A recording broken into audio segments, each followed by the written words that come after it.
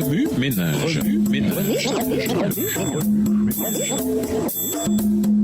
Bienvenue dans votre émission Remue ménage. Nous voilà au mardi 17 mai, bâtir sur le rocher.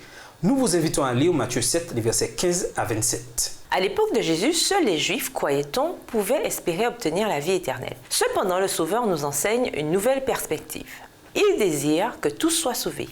L'Église chrétienne primitive adopta ce nouveau concept fondé sur Jésus-Christ, la pierre angulaire de l'Église. Tout comme la pierre angulaire soutient tout l'édifice, de même le Christ est la pierre angulaire soutenant son Église. En tant que membres de cette Église, nous sommes tous des pierres vivantes. Nous faisons partie du temple vivant de Dieu. 1 Corinthiens 3, les versets 10 à 17.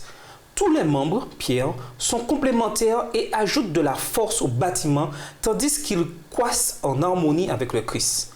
Pour bâtir une maison solide, il faut d'abord préparer le sol, puis utiliser des matériaux de qualité en vue d'une fondation solide. Notre relation avec le Christ est une partie cruciale de ces matériaux.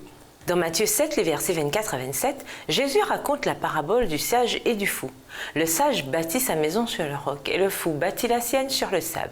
Le temps passe. La maison bâtie sur le roc résiste au déchaînement des tempêtes.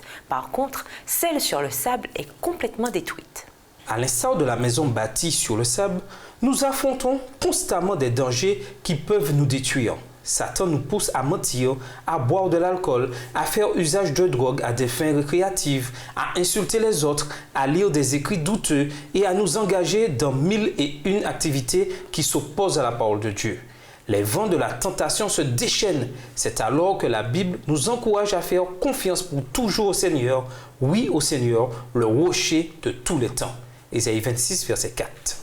Si nous nous appuyons sur Jésus-Christ, si nous nous confions pleinement en lui, alors nous serons à même de résister à n'importe quelle tempête. Martin Luther King Jr. a dit « On ne peut empêcher les oiseaux noirs de voler au-dessus de nos têtes, mais on peut les empêcher d'y faire leur nid. » Si nous ne pouvons empêcher Satan de nous tenter, en revanche, nous pouvons nous cramponner à Dieu, à Jésus-Christ et au Saint-Esprit, car il nous donne la force de résister à l'ennemi. Écoutons la parole de Dieu et mettons-la en pratique. Dieu nous aime et veut nous sauver. Il nous accueille et il nous donne l'occasion de faire partie de son peuple.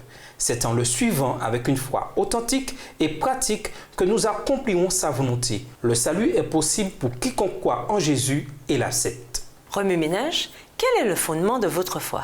Comment le fondement de votre foi vous aide-t-il à faire face aux tempêtes de la vie?